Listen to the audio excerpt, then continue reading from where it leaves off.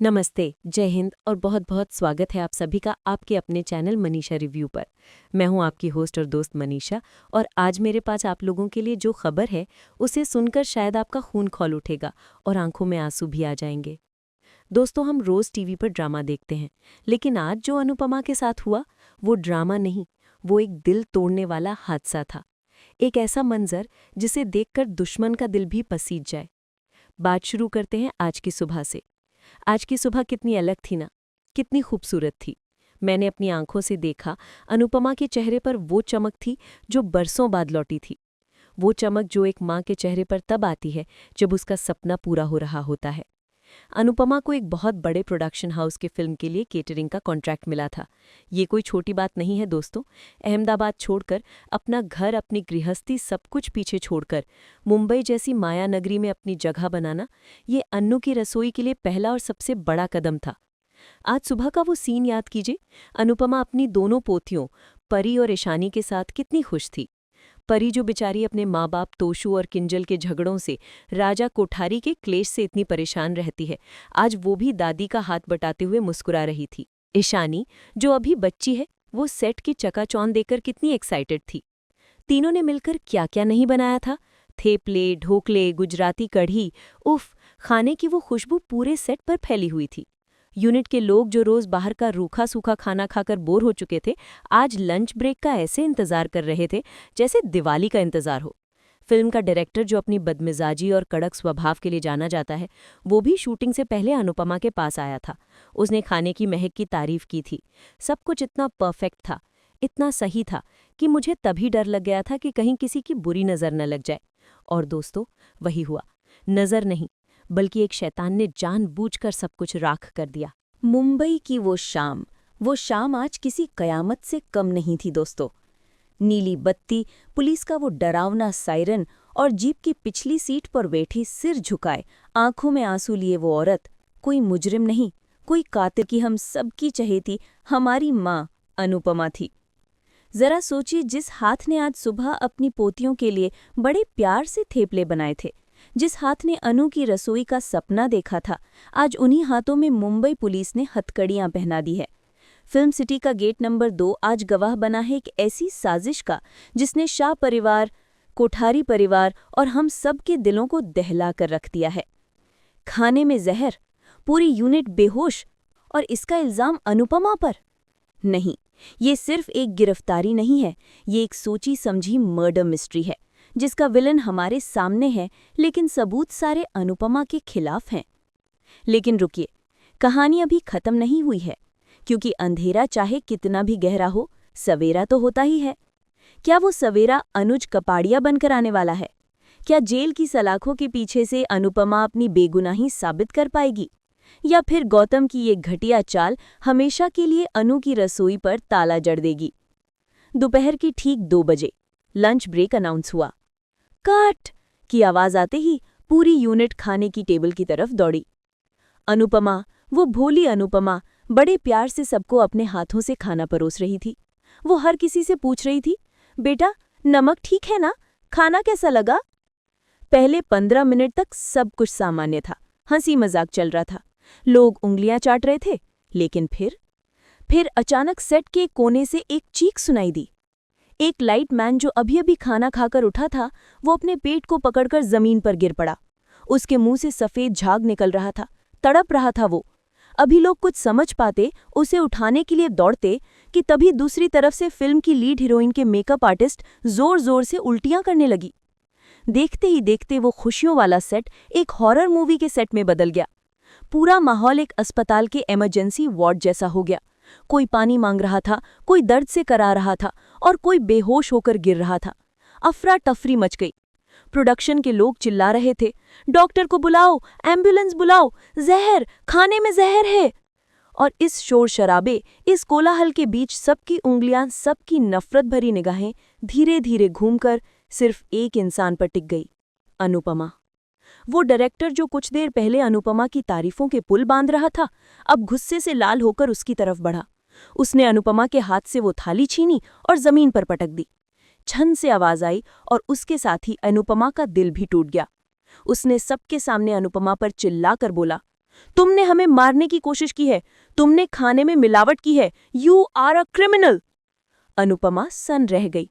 वो बुत बनी खड़ी थी, उसके कांपते होठों से बस यही निकल रहा था, नहीं, मैंने खुद चखा था, ये कान्हा जी का प्रसाद है, इसमें कुछ गलत नहीं हो सकता। लेकिन दोस्तों, उस वक्त वहां कोई तर्क, कोई दलील, कोई सफाई सुनने को तैयार नहीं था। माहौल इतना गर्म हो चुका था कि अगर पुलिस वक्त पर नहीं आती तो शायद वो भीड़ अनुपमा पर हमला भी कर देती। आज की वीडियो में हर राज खुलेगा, हर आंसू का हिसाब होगा। दिल थाम कर बैठिए, क्योंकि आज हम करने वाले हैं अब तक का सबसे बड़ा खुलासा। दिल थाम कर बैठिए, क्योंकि आज हम करने वाले हैं अब तक का सबसे बड़ा खुलासा। और फिर पुलिस आई। पुलिस की गाड़ी का सायरन उस वक्त किसी मौत की घंटी की तरह बजा। पुलिस ने आते ही सबसे पहले खाने के सैंपल लिए और अनुपमा को हिरासत में ले लिया।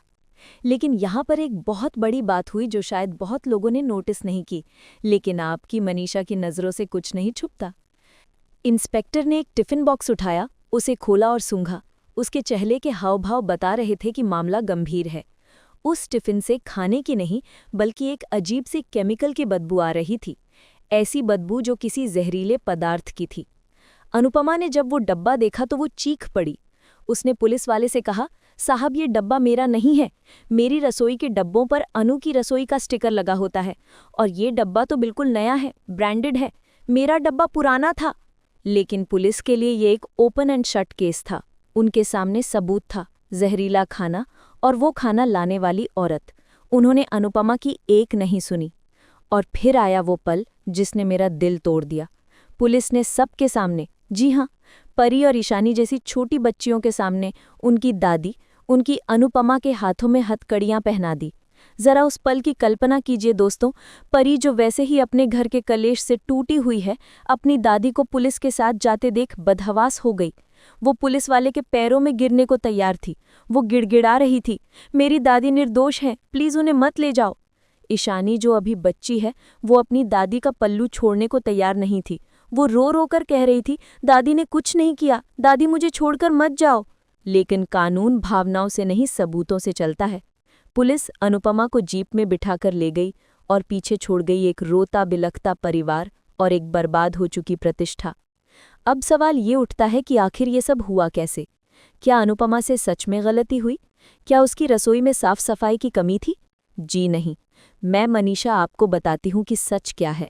ये कोई हादसा नहीं था, ये एक कोल्ड ब्लडेड साजिश थी, और इसका रचयिता था गौतम। मेरे सूत्रों ने मुझे बताया है कि गौतम पिछले 2 दिन से मुंबई में ही डेरा जमाए हुए हैं। उसे पता था कि अनुपमा के लिए उसका खाना सिर्फ बिजनेस नहीं, उसकी आत्मा है, उसकी पूजा है। वो जानता था कि अनुपमा पैसे हार सकती है, घर हार सकती है, लेकिन अगर उसकी ईमानदारी पर दाग लग जाए तो वो जीते जी मर जाएगी। गौतम की चाल बेहद शातिर थी। उसने सेट के एक स्पॉट बॉय को पैसे खिलाए। जी हाँ, वो स्पॉट बॉय जिसे मैंने कल सेट के पास संदिग्ध हालत में देखा था। प्लान बहुत ही बारीक था। जब अनुपमा और उसकी पोतियां सेट पर खाना लगा रही थी और किसी काम से एक पल के लिए इधर उधर हुई, ठीक उसी वक्त उस लालची स्पॉट बॉय ने असली खाने के बर्तनों को उन जहरीले बर्तनों से बदल दिया जो गौतम ने भिजवाए थे। ये काम इतनी सफाई से, इतनी तेजी से हुआ कि किसी को भनक तक नहीं लगी। और वो डब्बे जो पुलिस को मिले, वो ब्रांडेड और नए इसीलिए थे क्योंकि वो गौतम ने खरीदे थे। अनुपमा सच बोल रही थी, लेकिन उस वक्त उसकी सुनने वाला कोई नहीं था। गौतम आज मुंबई में कहीं छिपा बैठा होगा, अपनी जीत का जश्न मना रहा होगा। उसे लग रहा है कि उसने क्वीन को हरा दिया है, लेकिन वो भूल रहा है कि शतरंज के खेल में क्वीन सबसे ताकतवर होती है, और जब क्वीन खतरे में होती है तो पूरा बोर्ड हिल जाता है। अब सवाल ये उठता है कि आखिर ये सब हुआ कैसे? क्या अनुपमा से सच में गलती हुई? क्या उसकी रसोई में साफ सफाई की कमी थी? जी नहीं, मैं मनीषा आपको बताती हूँ कि सच क्या है। ये कोई हादसा नहीं था, ये एक कोल्ड ब्लडेड साजिश थी और इसका रचयिता था गौतम। मेरे सूत्रों ने मुझे बताया है कि गौतम पिछले 2 दिन से मुंबई में ही डेरा जमाए हुए हैं। उसे पता था कि अनुपमा के लिए उसका खाना सिर्फ बिजनेस नहीं, उसकी आत्मा है, उसकी पूजा है। वो जानता था कि अनुपमा पैसे हार सकती है, घर हार सकती है, लेकिन अगर उसकी ईमानदारी पर दाग लग जाए तो वो जीते जी मर जाएगी। गौतम की चाल बेहद शातिर थी। उसने सेट के एक स्पॉट बॉय को पैसे खिलाए। जी हाँ, वो स्पॉट बॉय जिसे मैंने कल सेट के पास संदिग्ध हालत में देखा था। प्लान बहुत ही बारीक था। जब अनुपमा और उसकी पोतियां सेट पर खाना लगा रही थी और किसी काम से एक पल के लिए धर-उधर हुईं, ठीक उसी वक्त उस लालची स्पॉट बॉय ने असली खाने के बर्तनों को उन जहरीले बर्तनों से बदल दिया जो गौतम ने भिजवाए थे। ये काम इतनी सफाई से, इतनी तेजी से हुआ कि किसी को भनक तक नहीं लगी। और वो डब्बे जो पुलिस को मिले वो ब्रांडेड और नए इसीलिए थे क्योंकि वो गौतम ने खरीदे थे। अनुपमा सच बोल रही थी, लेकिन उस वक्त उसकी सुनने वाला कोई नहीं था।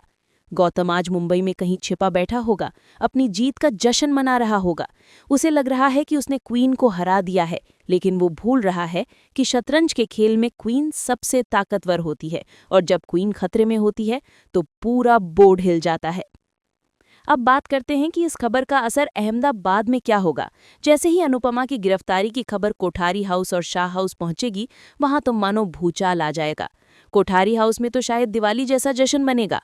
मोटी बा जो हमेशा से अनुपमा को एक अपशकुन मानती आई हैं, अब वो पूरी दुनिया को सीना तान कर कहेंगी, देखा, मैं कहती थी ना, ये औरत जहां जाती है बर्बादी लाती है। इसने मेरे पोते की जिंदगी बर्बाद की और अब लोगों की जान लेने पर उतर आई है। पराग कोठारी जो एक चतुर बिजनेस टाइकून है, वो इस मौके को हाथ से नहीं जाने देगा। वो तुरंत अपने वकीलों और पीआर टीम को सक्रिय कर देगा।